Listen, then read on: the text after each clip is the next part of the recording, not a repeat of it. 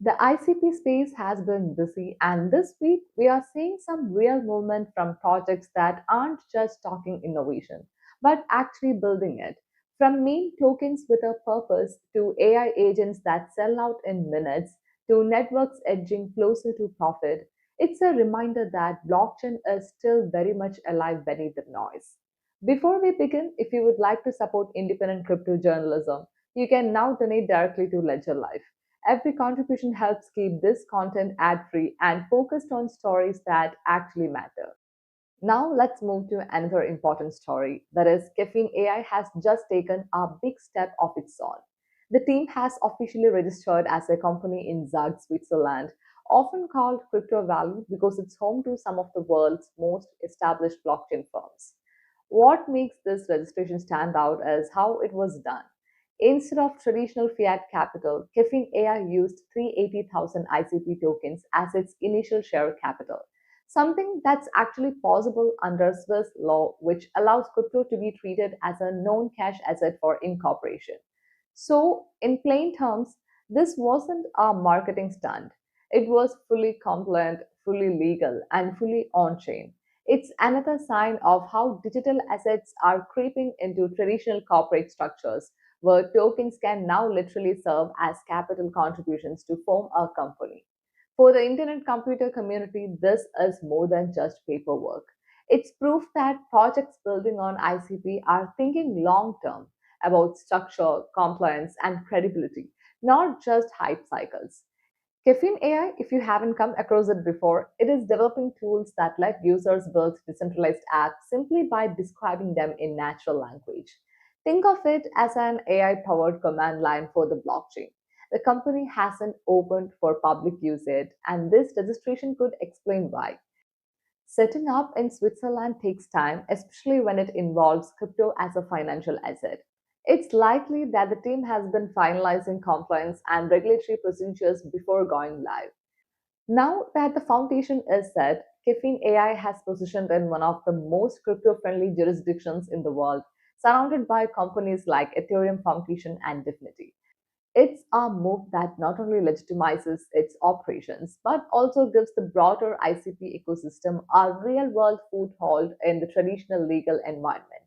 Once it's operational, Caffeine could become the backbone for projects like BUILDR, offering the AI infrastructure that turns ideas into working decentralized apps without code. Let's start with a project that's been quietly turning heads on Solana, that is BUILDR. The developer behind it, Dexter, has just revealed plans for the next step in what's shaping up to be one of the more experimental meme driven ecosystems in crypto. The new idea is called the BUILDR Lottery, and it's exactly what it sounds like, but with a twist that ties back into tokenomics and transparency. Here is how it works. Users will be able to buy tickets using the BUILDR token for daily, weekly, and monthly draws. 10% of each prize pool is taken as fees. Half of that gets burned, permanently reducing supply, and the other half flows straight to the project's treasury wallet. It's classic meme coin culture, but with a structured deflationary mechanism that keeps value circulating through the ecosystem instead of leaking out. And like the rest of Builder's roadmap, it's built around community participation. It's a way to keep people engaged while testing on chain models that are actually measurable.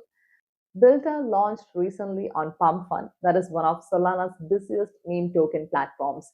But from the start, it's been clear this isn't just a token for speculation. The whole concept is tied to Caffeine AI. Builder is a cross-chain experiment connecting Solana's speed and liquidity with ICP smart contract infrastructure.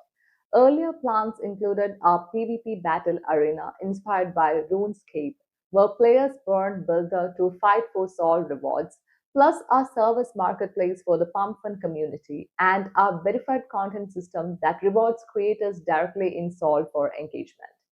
Put together, Builder is slowly becoming a microeconomy, part entertainment, part service network, part social experiment. The upcoming lottery adds another layer to that puzzle. Gamified token burn meets on chain community finance. Dexter describes the project as live experimentation, and that's probably the best way to look at it. Nothing about Builder feels like a finished product. It's evolving in real time, showing how meme tokens can turn into living test beds for new economic models. Next up, the Onicai experiment. Their first ever live reverse auction for AI agents called miners sold out in under 40 minutes. This wasn't your standard NFT mint or token drop. It was a descending price auction where prices started high around 130 ICP and dropped gradually to 65 ICP. Participants had to decide when to buy, balancing the risk of waiting for a lower price against the chance of missing out completely. And in less than an hour, every unit was gone. That result says two things. One, there is real demand for AI driven assets that do more than just sit in wallets. And two, the community around Onicai and the broader proof of AI work model is gaining traction fast. The auction wasn't just about ownership, it was about testing how people value autonomous digital intelligence on chain. Each miner represents a form of AI agent capable of performing tasks, generating data, or interacting with other systems, so that are all tied to blockchain transparency. Next up, the Onicai experiment. Their first ever live reverse auction for AI agents called miners sold out in under 40 minutes. This wasn't your standard NFT mint or token drop. It was a descending price auction where prices started high around 130 ICP and dropped gradually to 65 ICP. Participants had to decide when to buy, balancing the risk of waiting for a lower price against the chance of missing out completely. And in less than an hour, every unit was gone. That result says two things. One, there is real demand for AI driven assets that do more than just sit in wallets. And two, the community around Onicai and the broader proof of AI work model is gaining traction fast. The auction wasn't just about ownership, it was about testing how people value autonomous digital intelligence on chain. Each miner represents a form of AI agent that is capable of performing tasks, generating data, or interacting with other systems, so that are all tied to blockchain transparency. The partnership between ICP and Fun AI is central here. And together, they are shaping a new frontier where AI capability meets verifiable computation. It's also interesting that this rapid sellout coincides with Caffeine's quiet phase. Both projects are connected and both are working through compliance before scaling up, which suggests we are looking at the early pieces of a much bigger network of AI driven on chain systems. In a way, the Onicai auction felt like a stress test for both market appetite and technical readiness. And judging by the result, both boxes got ticked. Finally, let's talk about the Internet computer itself. According to new data from Token Terminal, ICP's financials have been improving steadily, and the network is now closing in on profitability after years of losses. Back in early 2024, monthly losses were hovering around $40 million. Dollars. By late 2025, that figure had dropped below $10 million. Dollars. That's a major turnaround, especially for a protocol of ICP scale. One of the leading community analysts, Fabio, shared the data on X and wrote, yes, earnings for ICP are still negative, but ICP has been decreasing losses over the last 2 years and can become profitable next year. We are one catalyst away from profitability and deflation. However, CBR needs to significantly increase. Caffeine AI should help, Utopia can help. In short, the fundamentals are improving, but adoption needs to pick up. Fabio pointed out that the key lies in converting trading volume into sustained usage, with developers building, users engaging, and applications running on chain. And to give some perspective, Fabio also noted that Ethereum recorded over $2 billion in losses this year, while Solana's are north of $3 billion. In that light, ICP's gradual climb looks even more promising.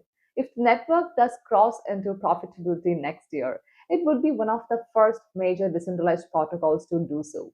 It's a rare feat in a market still dominated by speculation.